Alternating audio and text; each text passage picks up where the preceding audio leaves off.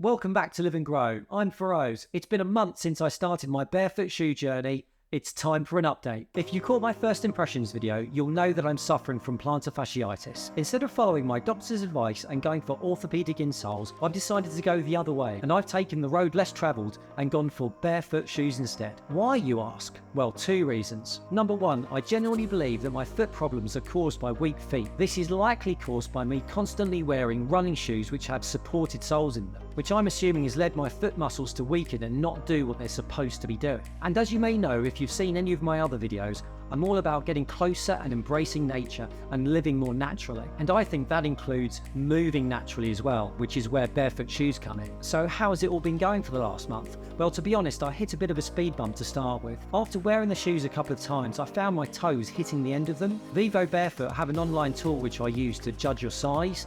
This actually came up as a size 9, which is the shoes that I originally ordered. So in the end, I sent those size 9s back and got a size 10 instead. Okay, let's talk about my positive experiences so far with the VIVOBAREFOOT Novus. First off, superficially, I really do like the style of these shoes. I like the way they look and I like their colour. And the big one for me is I do actually think these shoes are helping me with my plantar fasciitis.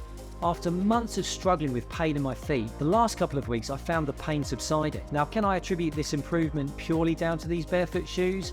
I can't say for sure, but they certainly aren't making things any worse. One thing I did not anticipate when I transitioned into barefoot shoes was the fact that my stride length would change. What I'm finding is that my stride length has actually got a lot shorter, and I think this is because subconsciously I'm avoiding hard heel strikes. If any of you seasoned barefooters have got any tips or tricks around this, please do drop me a comment and let me know. When I first started wearing these shoes, I really felt like my feet were slapping against the ground a little bit, and now I put that to my feet muscles not being very strong. Now over the last couple of weeks I'm not finding that as much, and I can only put that down to my feet getting a bit stronger and getting more control over my movement. All in all, I'm really enjoying the experience so far.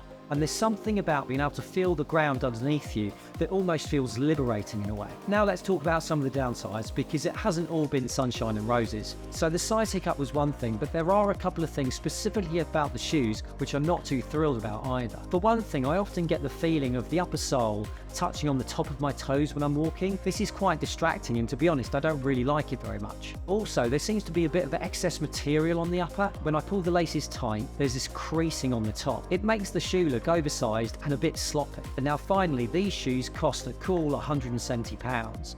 Now for that kind of money, you want the quality to be top notch and perfect. But I've noticed the front rubber parting away slightly, which raises some questions about longevity. I'll be keeping an eye on this and will update you on how it goes. So are barefoot shoes really worth it? Overall, I would say yes. I'm really happy with the transition that I'm making at the moment. But ultimately, I would recommend, if you can, go into store and try them on before you order them, because ultimately the online tool did not work for me. The plus side is, at the moment, if you buy them from VIVOBAREFOOT, they do have a 100-day no questions asked return policy. So if you can't get to a store easily like I can't, there isn't much risk you're carrying there. I feel like my feet are getting stronger, and it's one of the main reasons I went for the Novus in the first place. So if you want a reasonably smart barefoot shoe, I would recommend the Novus as one potentially to go for. So the next big steps for me are swapping out my road running shoes and my trail running shoes for barefoot shoes. If you've got any recommendations on brands or models, please do drop me a comment and let me know. They would be most welcome. Thanks for watching, everybody. Don't forget to like and subscribe if you found this video useful. Let me know in the comments if you've tried barefoot shoes and what your experience is. Cheers.